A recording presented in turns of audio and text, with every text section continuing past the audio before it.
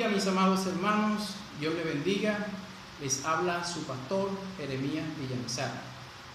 En esta mañana quiero dirigirme a ustedes para dar claridad bíblica frente a ciertas predicaciones realmente que se están dando por las redes sociales. Hablan precisamente, digamos, de la teología de la prosperidad, atacan precisamente a los que predican esa teología de la prosperidad, atacan a los pastores también, porque resulta que también dentro de esos mensajes ellos incluyen también a los pastores, aquellos pastores que sanamente predican y que sanamente manejan bien la palabra y la doctrina. Es decir, hay un predicador, de pronto usted en esta mañana pudo haberlo escuchado, que llegó a las redes, que empieza a hablar de la teología de la prosperidad y resulta que termina metiendo dentro de ese mismo contexto a los pastores, que predican del diezmo y de la ofrenda.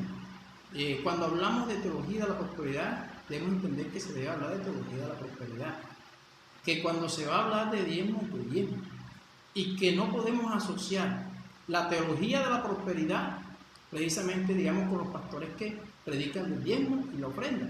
No podemos asociarlo. ¿Por qué? Porque la teología de la prosperidad es una falsa doctrina.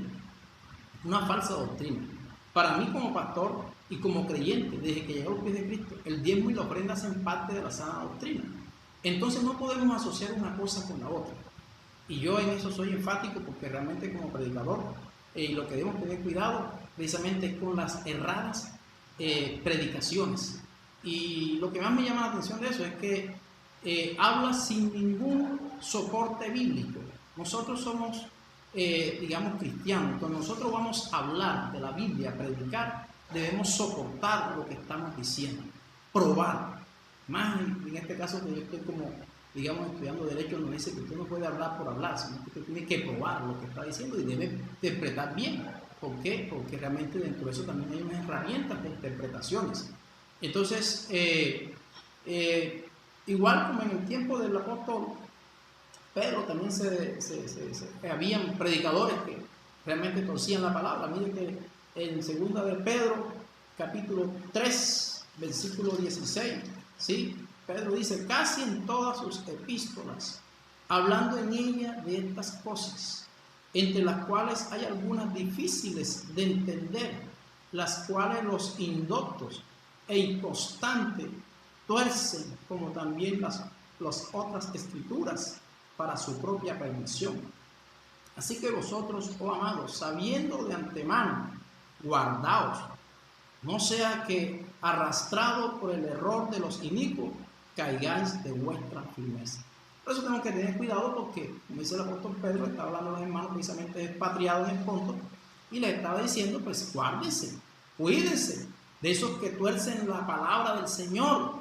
No sea que nosotros también seamos arrastrados precisamente por el error de los inicuos. O sea, hay que tener mucho cuidado, hermano. No todo lo que se predica, lo que se está diciendo en las redes, realmente nosotros lo vamos a dar por sentado. Ahora es cuando más debemos nosotros precisamente probar lo que se está diciendo. ¿Por qué? Porque anteriormente tal vez usted me escuchaba a mí y escuchaba a 1, 2 o 3, pero ahora no, usted está escuchando una cantidad de predicadores y realmente que yo a veces me quedo mirando y yo me doy cuenta realmente de doy gracias al Señor porque me ha preparado, me llevó a una escuela tan hermosa como es la iglesia precisamente de Denominación Bautista, y donde sigo también todavía preparándome. Entonces él asocia, ese predicador asocia precisamente el diezmo con la teología de la prosperidad. Yo no quiero en este momento, atacar a nadie, porque no se trata de eso, ni tampoco quiero en esta mañana dirigirme a ustedes pidiéndole den su diezmo, no, sino más bien darle una orientación bíblica para que ustedes tengan claro, porque es la sana doctrina. En eso quiero hacer, énfasis. La teología de la prosperidad lo que busca es: venga, parte, venga, siempre, venga, sella la palabra, y todo lo que ellos hacen precisamente citando las escrituras a su acomodo. No, conforme realmente, digamos, está el mensaje central del texto, no, sino a su acomodo. Entonces, yo en esta mañana quiero dar alguna claridad frente a eso. Primero que todo, que el diezmo es de sana doctrina. El diezmo y la ofrenda son de sana doctrina. Tiene su contexto en el pueblo de Israel en el Antiguo Testamento. Cuando Dios le dice precisamente al pueblo de Israel, trae todos los diezmos al alfolí y hay alimento en mi casa y probadme ahora en esto. Cuando Dios le pide y le da ese mandamiento al pueblo de Israel, se lo da porque el pueblo, y así en palabras se lo digo, en Malaquías capítulo 3, versículo 10, y en su contexto, más adelante, el versículo 9, dice, porque el pueblo todo me habéis robado. Por eso Dios le da un mandamiento al pueblo, porque dejó de cumplir. Los mandamientos surgen cuando se deja de cumplir. La ley se da precisamente, digamos, porque se deja de hacer ciertas cosas. O se infringe precisamente también, digamos, se llegan errores. Entonces, Jesús, cuando vino, habló de algo muy precioso, tan hermoso, precisamente acerca de los que predican la palabra del Señor. Y el diezmo en el Antiguo Testamento y la ofrenda realmente era algo que iba para el sacerdote y levita, que en ese momento ellos, pues como se dedicaban tiempo completo, en este caso a servirle al Señor, ellos vivían de eso, los demás no. El pueblo laico, cuando hablo del pueblo laico, los líderes laicos como tal, ellos vivían de los quehaceres diarios, de sus actividades, sus profesiones, pero en este caso el sacerdote que era escogido por el Señor, llamado, vivía de eso. Y llama la atención que Jesús pues contextualiza realmente, digamos, el diezmo en su tiempo con respecto a los que predican la palabra del Señor.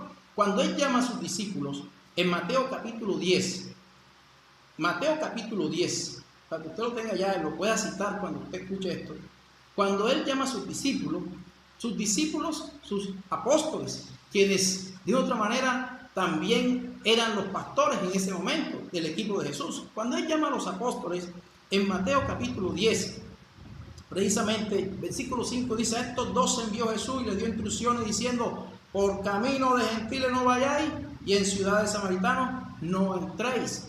Sigue dándole instrucciones y yendo predicar diciendo el reino de los cielos se ha acercado. Les está hablando Jesús y les sigue hablando, no os probáis de oro, en el versículo 9, no os probáis de oro, ni plata, ni cobre en vuestro cinto. Está diciendo en el versículo 10, ni alforja para el camino, ni de 2 túnicas, ni de calzado, ni de bordón, porque el obrero es digno de su alimento. En otra versión dice, porque el obrero es digno de su salario. De su salario, dice en otra versión. Eso dice Jesús, lo está diciendo. Pero acá en Pablo, en Primera de Timoteo,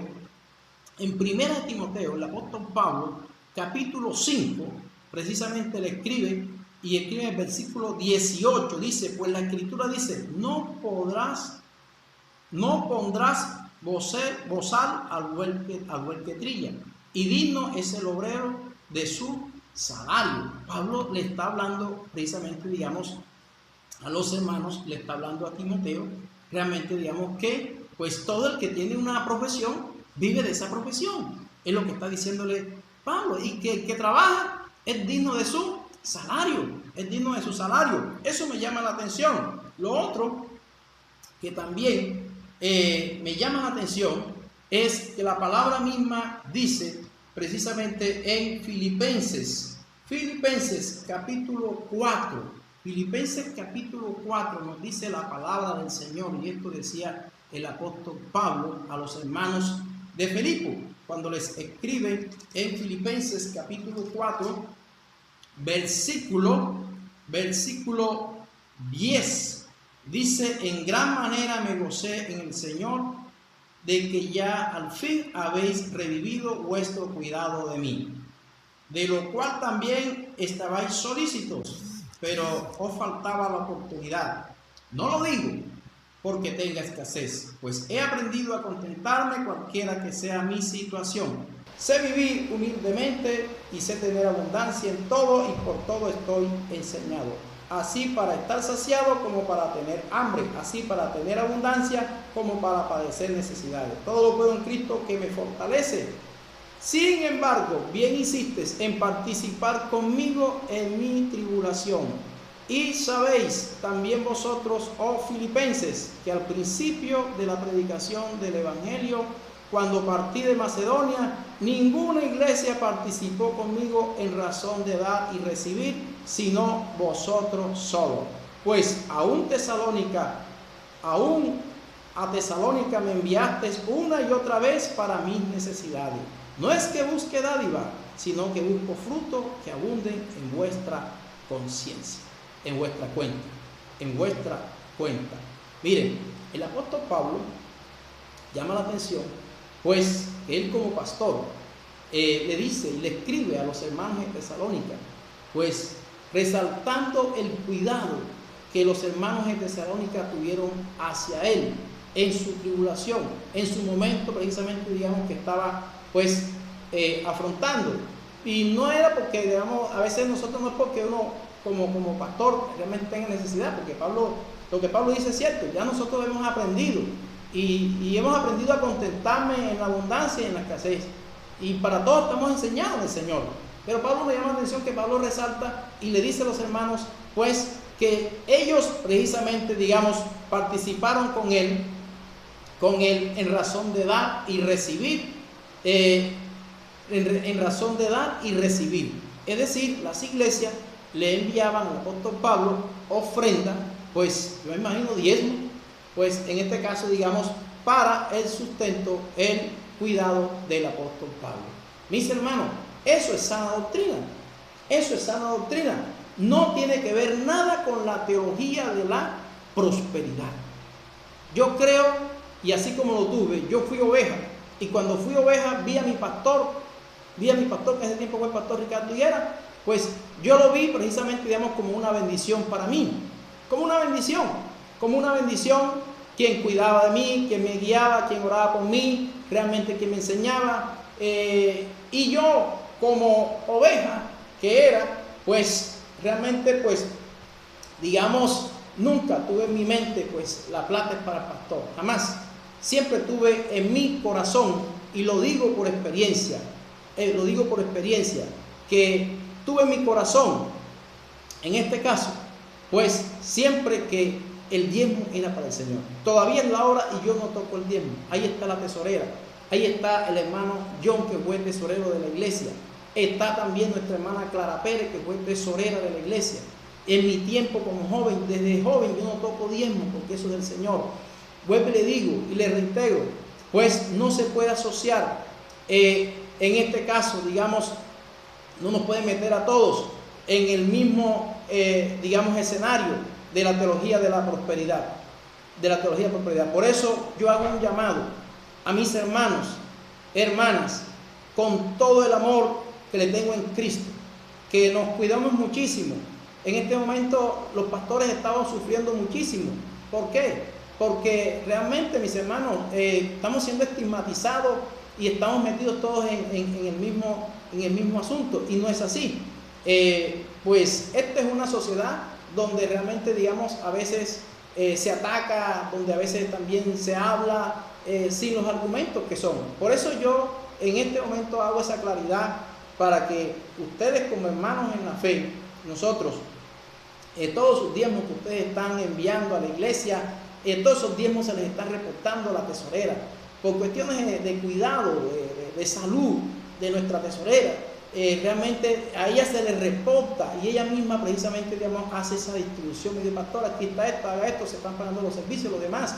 Y estamos llevando un manejo diáfano, estamos llevando un manejo, digamos, con claridad, y realmente, pues, es lamentable que de pronto, digamos, esta clase de mensajes se estén dando. Yo pido que, por favor, antes de enviar un mensaje a este grupo, por favor, de predicación bíblica, de profecía, de visión, hermanos, envíenmelo a mí para yo precisamente, digamos, mirar ese mensaje y poder aprobarlo. No se puede enviar un mensaje de aquí en adelante sin mi consentimiento a este grupo. Creo que se debe enviar, cuando estoy hablando de mensajes de predicaciones que no son de nuestra iglesia, de nuestra denominación. Escuche bien, de nuestra denominación. Nuestro hermano John Jairo, por ejemplo, es cuando va a enviar su mensaje a predicar, y fíjense, no porque yo solo he pedido, no, sino que él reconoce realmente esa autoridad. Y él dice: pastor, envío un mensaje a usted para que usted lo vea y después te lo envíe. Y así es, así lo hago. A veces yo por confianza digo: no, hermano, envíalo. Yo confío realmente, digamos, en que usted tiene una sana doctrina. Cuando el pastor John también envía también mensajes, también. Entonces, por lo tanto, yo hago ese llamado en esta mañana. No soy de durarme tanto tiempo precisamente por este medio, pero hago claridad frente a eso.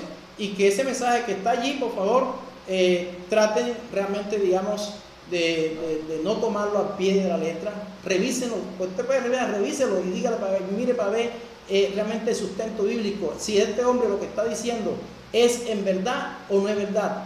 Es decir, si este hombre lo que está diciendo está soportando la Biblia, está en la Biblia eso que él está diciendo precisamente, digamos, de que los pastores realmente, digamos, en este caso pues deben de trabajar, que los pastores están pidiendo plata, que lo otro, los pastores sanos, hablo de pastores sanos. Entonces yo quiero invitarle a ustedes a que hagan una reflexión frente a eso.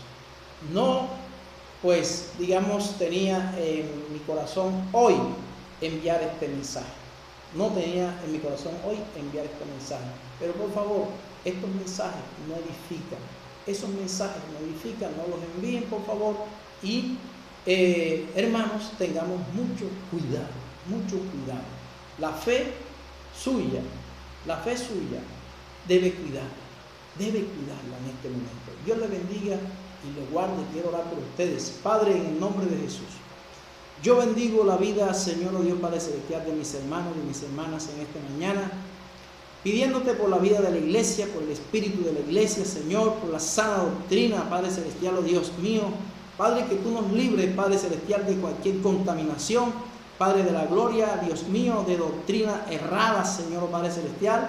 Padre Celestial, Dios mío, que no buscan edificar, sino que buscan, Padre Celestial, crear disensiones. Yo te pido en el nombre de Cristo, para que como iglesia, Señor, seamos siendo esa iglesia sana en la palabra, esa iglesia humilde, esa iglesia, Padre Celestial, oh Dios mío, Padre Celestial, con comunión contigo, Padre. Te ruego en el nombre de Jesús para que nos bendiga, Padre Celestial, y que tú nos libres, Dios amado, de los falsos profetas, de los falsos apóstoles, Padre.